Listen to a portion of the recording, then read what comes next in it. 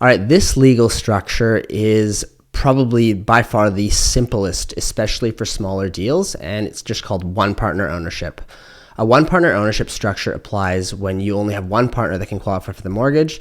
It's usually the real estate expert who may not have the ability to qualify for the mortgage because they usually have too many other mortgages from their other rentals that they've done in past deals that they're still holding.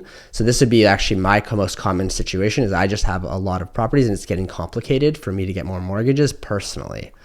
So this is the most popular and simple structure for JV investing when starting out and when you're doing small deals, especially with one money partner and then the managing partner like me just going and doing all the work, getting the deal, negotiating the deal, tenanting the deal, managing the deal, all that stuff. So in this case, it's as simple as the money partner puts up the money and qualifies for the mortgage. The real estate expert is protected by the joint venture agreement, which gets registered against the title of the property as a caveat after closing. So the real estate expert myself, if I was doing this, I'm not on the mortgage, I'm not on the offer, I'm not on the title. I'm just taking care of the whole deal.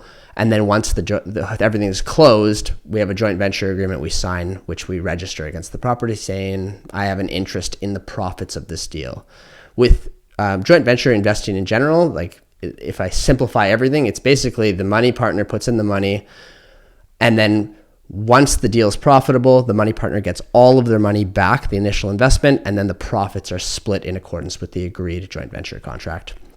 So it would look something like, when you register it against the title, it'd be simple, just Brad Samuels or John Jones of Vancouver, BC claims a beneficial interest in as an owner pursuant to the joint venture dated, whatever the date is. And that just gets registered against the title next to the mortgage. It's as simple as that. That gets filled out and basically the property cannot be sold or transferred without this caveat being removed. And in this case, it would also need to consider taxes. You need to consider taxes and making sure the income and expenses are split, which is, again, something that the managing partner would make sure during the accounting phase, this is half the revenue or whatever the percentage ownership is. If it's 50-50, you take half the revenue, half the expenses, tell your accountant, and that gets broken down.